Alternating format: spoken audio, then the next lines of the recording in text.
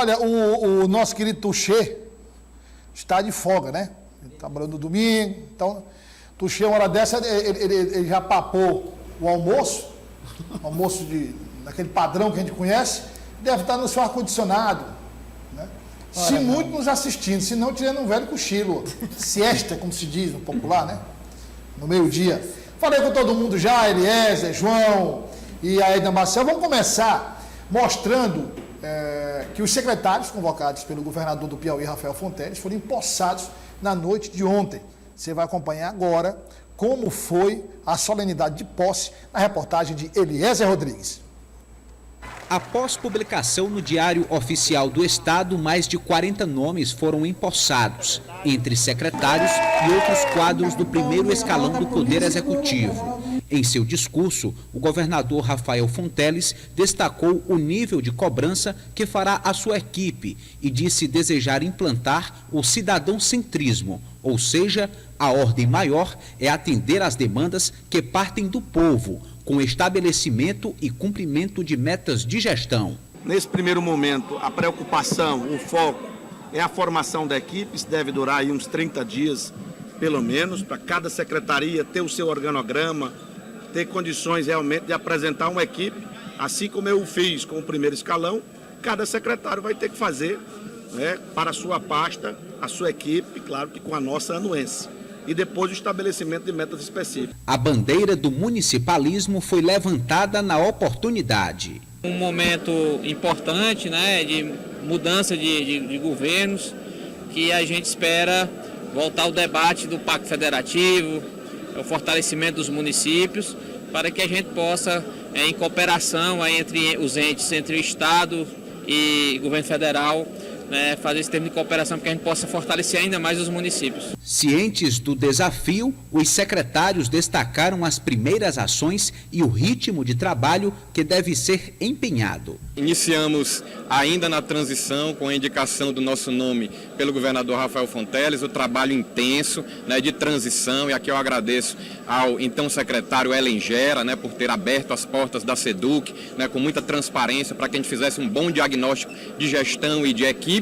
E desde o dia 2 agora estamos ainda com um trabalho mais intenso, né, para iniciarmos o nosso planejamento estratégico com rumo à realização de todas as metas que eu coloquei aqui. A Agência de Tecnologia da Informação ela é a casa da tecnologia do governo do Estado. Por meio dela, nós vamos colaborar para a transformação digital dos serviços públicos propostos pelo nosso governador Rafael Fonteles. De um lado, vamos trabalhar na infraestrutura tecnológica do próprio governo, melhorar a conectividade dos órgãos públicos, permitir que a conectividade chegue cada vez mais próximo do cidadão e, de um outro, modernizar os processos, os fluxos, diminuir a burocracia para que a tecnologia possa dar esse apoio a essa modernização e permitir que o cidadão piauiense tenha acesso aos serviços públicos de forma ágil. Eu vou assumir só a partir de fevereiro, né? Mas está pré-acordado nós assumimos a parte da Secretaria de Assistência e Defesa Agropecuária, que representa a prioridade que o governo Rafael, alinhado com o governo Lula, tem com relação à questão da agricultura familiar. Ou seja, o agricultor familiar vai ter a oportunidade de ter condições de fazer a sua atividade laboral com as condições de acessibilidade necessárias para esse trabalho. O planejamento orçamentário vem como ponto de partida no novo governo. Esse mês de janeiro será autorizado a gente utilizar 1/12 do orçamento do ano passado, entendeu? Então, assim, vamos começando a coisa de maneira calma, aguardando, assim, após a aprovação do orçamento, aí a gente coloca esse orçamento de 2003 e aí começa a execução e o nosso trabalho tentando fazer com que a Fazenda possa suprir aquilo que foi planejado, né, pelo governo, através para investir as suas ações, né, em relação àquilo que foi colocado para folha de pagamento, repasse aos poderes, entendeu? Os investimentos em obras, né? E aí a gente possa tocar isso aí.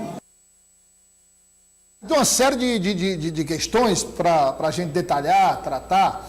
A primeira delas é o seguinte: nem todos tomaram posse. O governador Rafael Fonteles foi bem claro, disse que isso vai demorar 30 dias, é exemplo de Carlos Augusto, né? Tem que tomar posse como deputado estadual, se licenciar para assumir a Secretaria de Justiça. Os outros deputados também, que vão assumir secretarias.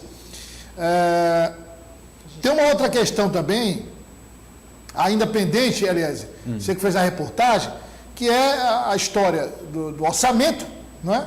A história do orçamento, né? E também ainda há algumas medidas na Fazenda, algumas já foram inclusive votadas na Assembleia, mas outras medidas, porque o quadro ainda é uma projeção de déficit, né? Por conta daquelas mexidas nas tarifas. Por mais que o governador Rafael Fonteles tenha tomado medidas que tivessem o objetivo de melhorar, digamos, o quadro econômico do Estado, sem atingir o bolso, muito bolso do piauiense, mesmo assim ainda tem esse problema. Então, quer dizer, é uma equipe que toma posse, mas já toma posse com vários desafios, né? Exatamente, Douglas. Nós observamos aí que os secretários, a exemplo do próprio governador, estão empolgados. Eles querem realmente colocar em prática o plano de governo, têm metas estabelecidas, estão engajados em formar sua equipe com bons quadros para colocar projetos importantes em execução. Mas nada disso acontece, nada disso é possível se não tiver recurso, dinheiro, lei orçamentária para garantir os repasses necessários para executar essas ações. O Piauí aguarda uma decisão do Supremo Tribunal Federal, lembrada aquela ação que foi impetrada pelo Tribunal de Justiça do Estado, reclamando 7 bilhões de reais, reivindicando esse volume de dinheiro que, segundo o tribunal, está em débito, né? O Executivo está em débito com o Poder Judiciário em 7 bilhões de reais, uma dívida aí de 2003 para 2004. Aí entra uma polêmica muito grande. Por que esse valor? Esse valor representa metade, aproximadamente, do orçamento total do Estado. Será que não é menos? Será que não é necessário um cálculo mais preciso? Tem que, pelo menos, justificar a reivindicação desse valor. Então, a partir daí, enquanto não tiver aprovação da lei orçamentária por parte da Assembleia Legislativa, muitos projetos vão ficar no campo da organização, da previsão, porque entrar em prática mesmo, até este momento, não é possível. Agora, o João Magalhães, o Eliezer falou sobre os anos de 2003 e 2004, o próprio secretário de Fazenda, Emílio Júnior, já havia dito aqui, e a então governadora Regina Souza também, que o valor não é esse valor é completamente, segundo o governo, completamente fora da realidade, infinitamente menor. Não está na hora do governo fazer um cálculo e mostrar que valor seria esse para poder confrontar, porque até então só tem o valor dado pelo Tribunal de Justiça a contestação do governo. Esses dados o governo já tem em mãos, certamente, e apresenta eles, né, junto ao Supremo Tribunal Federal. Eu vou apresentar até mesmo para a sociedade, dizer, olha, a previsão é essa. Eu acredito que é uma estratégia política, né?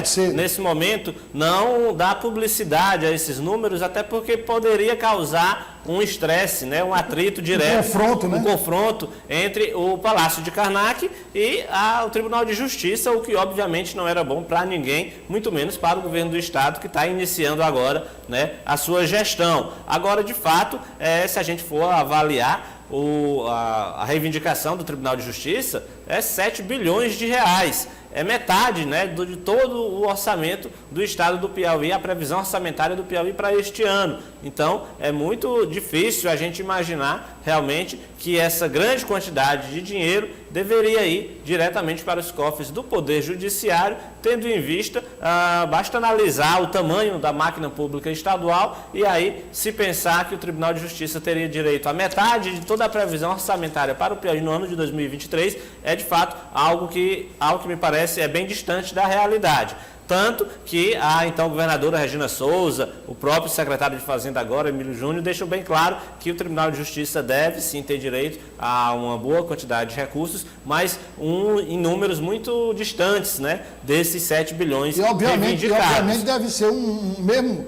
sendo bem inferior esse valor, ainda será um valor que não deve ser pago de uma vez, né? Se a gente pensar em 10% de 7 bilhões, 700? a gente está falando de 700 milhões de reais. Então, realmente, é muito recurso. Obviamente que o governo, mesmo que se fosse pagar, ou que vá pagar, porque a decisão ainda não saiu do Supremo Tribunal de Justiça, mas se for para pagar uma dívida de 700 milhões de reais, certamente também vai procurar esse caminho da negociação, do parcelamento. É uma discussão que fica no âmbito judicial, mas que envolve toda a população do Piauí. Afinal de contas, é aquele velho ditado: não existe dinheiro público, existe dinheiro dos cidadãos piauienses, que é quem contribui com a arrecadação de impostos. Então, só para complementar, eu acredito que o governo do estado tem sim os números para fazer aí uma contraproposta ao Tribunal de Justiça, mas prefere que esses números fiquem ali no âmbito da justiça, no âmbito da negociação, do diálogo, né, da conciliação, para evitar algum tipo de atrito político, principalmente em público. Só você vai falar só para incluir esse ponto, que é o seguinte: fica nessa dependência de uma decisão do Supremo Tribunal Federal, né? Uma decisão que a gente não sabe quando sai, só que o assunto é urgente ainda. Fala de orçamento, enquanto essa decisão não for tomada, enquanto esse acordo não for... Depois da decisão, ainda vem a fase do acordo, não é? Sim. Ou de uma contestação, se for o caso. Então, o que é que ocorre? A gente está falando de orçamento, né? Então, até lá, enquanto não for decidido, ele fica nesse negócio, um 12 avos, inviabilizando uma série de projetos do novo governo. Parcelas em governabilidade, era justamente o que eu ia falar, complementando o que o João Magalhães falou. É óbvio, é mais do que claro que é urgente, né? E o governador foi perguntado ontem, após a solenidade, onde ele destacou aí a segurança. Eu queria fazer uma observação de quanto a gente pôde ver aí a importância e a relação do governador com o Chico Lucas, sendo da Secretaria de Segurança. Ele já abriu falando de segurança, né, de que vai reforçar a polícia militar e todas essas medidas que a gente tem conversado aqui. Mas, seguindo o que você me perguntou, dando continuidade ao que o João falou, o próprio governador, em entrevista ontem, logo após a solenidade, e também até antes nos bastidores, falava de que uma das primeiras medidas ir conversar, inclusive ele falou, né, João, você também deve ter visto, que ele acha que vai haver uma conversação com a Justiça, que vão se chegar a um bom termo, e que é o que ele vai buscar agora. O governador tem plena ciência de que, sem essa negociação, seja da forma como a gente está falando aqui, que até é muito criticada, do 12 avos, seja de outra forma, com a contestação dos valores, comprovação e aí redução desse valor, mas assim, prioridade do governo, entre as outras prioridades, que se resolva logo essa questão, porque é questão relacionada ao orçamento, como você bem frisou, e dela dependem todas as outras medidas e a governabilidade dessa gestão nova. Douglas, bem rapidinho, pesquisei aqui.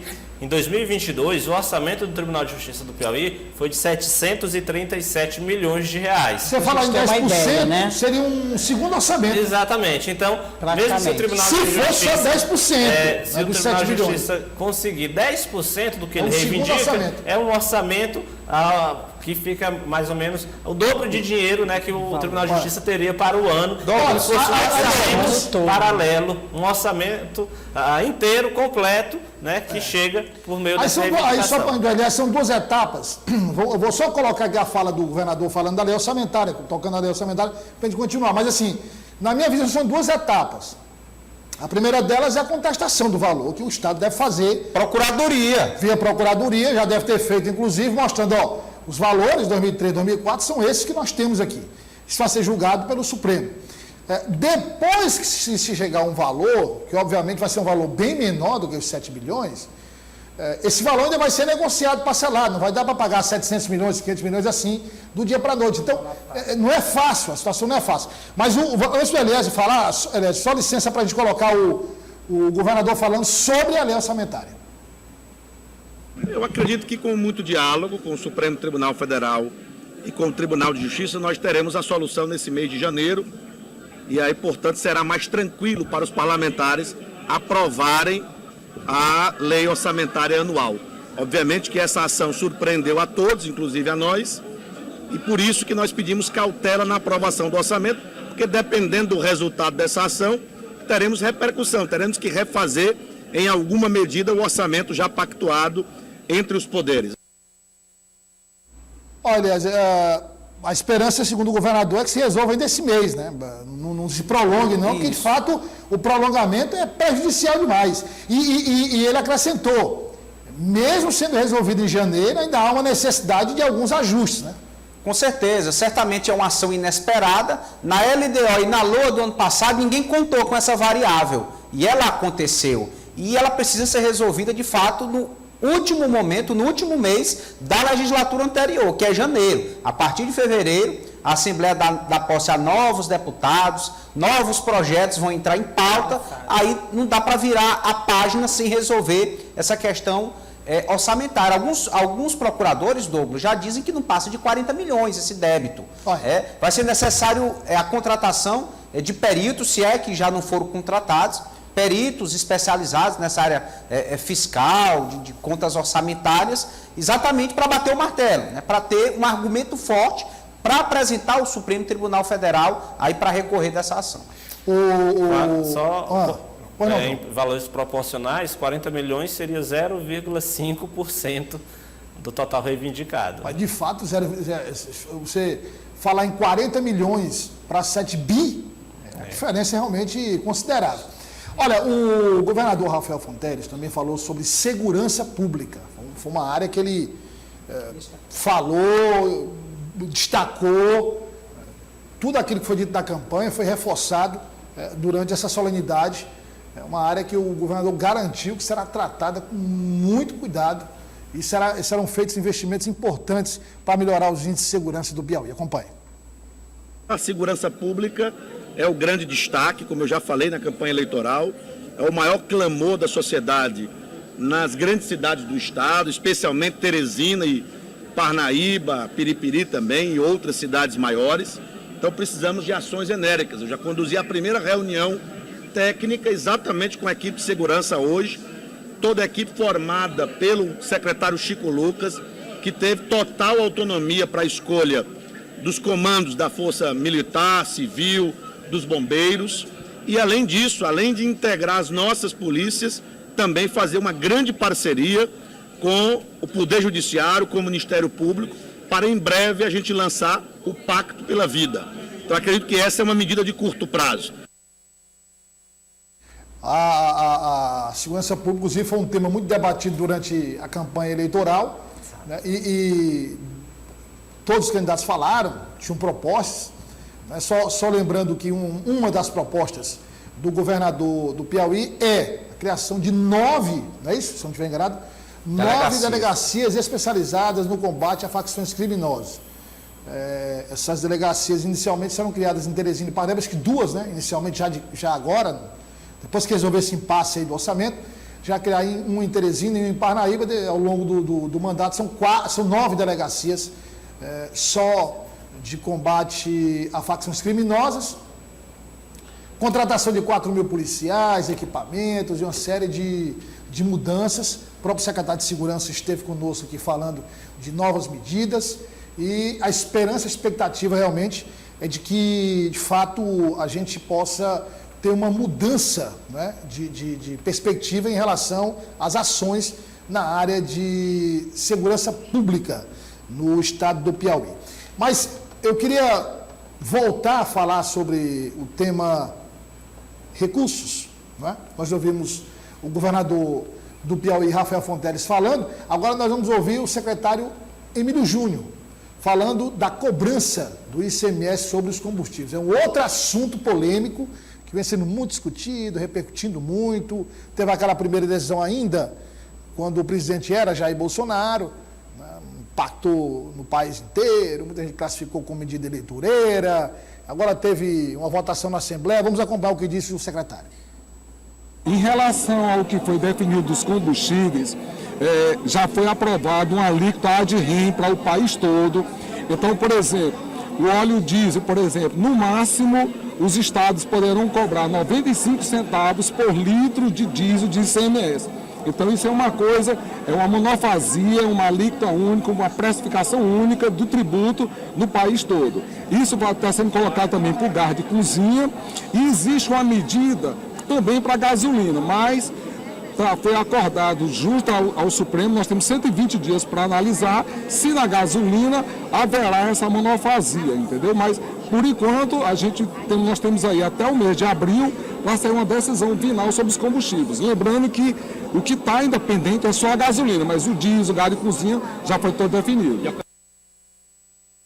Pelo menos, começando aí com o Eliezer, pelo menos há já um adiantamento nesse assunto, né? Essa conversa. E aí já também, o interessante nessa história é que já são decisões que vão ser tomadas que não haverá mais contestação, acordadas com a justiça, com todos os estados, Eliezer. Exatamente, dá uma estabilidade. Uma estabilidade, exatamente. Em meio a tanta polêmica. Veja que a proposta do governo anterior era colocar um teto de percentual de ICMS sobre os combustíveis. Agora já se discute separadamente o tipo de combustível, tem a questão do gás também, e não é percentual, é valor real. Tantos centavos sobre cada litro. Isso para todos os estados. É claro, os estados maiores que vendem mais vão naturalmente arrecadar mais porque tem mais obrigações também. Mas o fato é que traz uma alternativa para tentar estabilizar esse cenário. Porque imagina, se é percentual, varia de posto para posto. E a arrecadação continua sem um limitante melhor acordado, como tem sido esse. É uma ideia, está em debate, é possível modificações, mas até o momento é algo que tem sido aceito, né? É claro que é preciso dar tempo ao tempo para saber se não vai haver algum tipo de reação por uma das partes envolvidas. Mas até o momento parece algo mais consensuado. Agora o que vai dar outro debate, viu, João? Porque não tinha aquela né, nos grupos do WhatsApp, nas redes sociais, foi o ano todo que enjoou. Né? Estado que cobra mais percentual, estado que cobra menos, a taxação é maior, a taxação é menor. Aí realmente é mais, digamos, justo e até mais fácil de entender quando o valor é real. Né? Mas aí tem aquele condicionante, né? De até 95 centavos, não necessariamente 95 centavos. Aí é outro assunto que vai dar polêmica, João. É verdade. E aí, quando a gente fala disso, não tem como a gente fugir de duas palavras, né? A questão da reforma tributária, algo que já tem... Aliás, só um parênteses aí, só um parênteses no discurso na posse do presidente Lula, entre as metas estabelecidas pelo senador Rodrigo Pacheco, presidente do Congresso, ficou muito claro que é o ano que vai ser dedicado à reforma tributária. É porque se o governo não aproveitar agora o início de gestão, pode ter certeza que depois não tem mais condições políticas nem de governabilidade de apresentar uma proposta que precisa ser muito ampla, precisa ser discutida com todos os setores, a indústria, o agronegócio, enfim, o setor de serviços, os governadores, o próprio Congresso em si. Então, de fato, o governo federal precisa aproveitar que chegou agora, né? Que tem aí a simpatia de boa parte da população, porque quando você começa, você tem ali o apoio, né, a popularidade. Exatamente, está em lua de mel com o eleitorado. Então, é necessário que o governo federal aproveite esse momento e apresente, pelo menos até abril, propostas para começarem a ser debatidas e que finalize a discussão até o final do ano, porque enquanto a gente não tiver uma reforma tributária ampla, né, que seja aprovada e que traga, de fato, eficiência para esse campo da tributação no Brasil, a gente vai estar todo ano discutindo essa questão da desoneração, da questão dos benefícios fiscais, criação de um fundo para compensar uma outra perda, e o problema em si nunca será resolvido. E só para finalizar esse caso, é o seguinte, você precisa de o fato é que também se não vai diminuir tanto assim o preço do combustível, né? E volto a dizer que o problema não é o ICMS. O problema é a questão da política de preço. Nós discutimos isso aqui. Vamos colocar só o Fábio Abreu aí falando, o secretário Fábio Abreu. O homem já deu até tchau. O ministro está assinando aqui, mas é... Não, mas é ligeiro, é só para colocar aqui. Hoje pode deixar para amanhã, né? Mas segunda é muito longe. O deputado federal Fábio Abreu comenta a possibilidade de disputar as eleições de 2024 em José de Freitas. Vamos acompanhar. Ainda estamos bastante antecedendo essa discussão e, na verdade, o que é o meu foco será agora exatamente a secretaria. E esses 24 eu acredito que fiquem mais para frente. O meu objetivo nesse momento é finalizar o mandato, ainda tem muitas ações, e iniciar esse processo de gestão da secretaria. Vamos comentar segunda-feira, viu, Renato? Vamos começar a política do dia segunda-feira com essa pauta, porque é uma pauta interessante. Isso aí tem desdobramentos lá em José de Freitas e tal. Olha, amanhã, no sábado, com reprise no domingo, você tem o Dia Rural. Coloca na tela o Dia Rural. A Edna e o Raimundaço. O Raimundaço está engordando, é do Dia Rural, viu?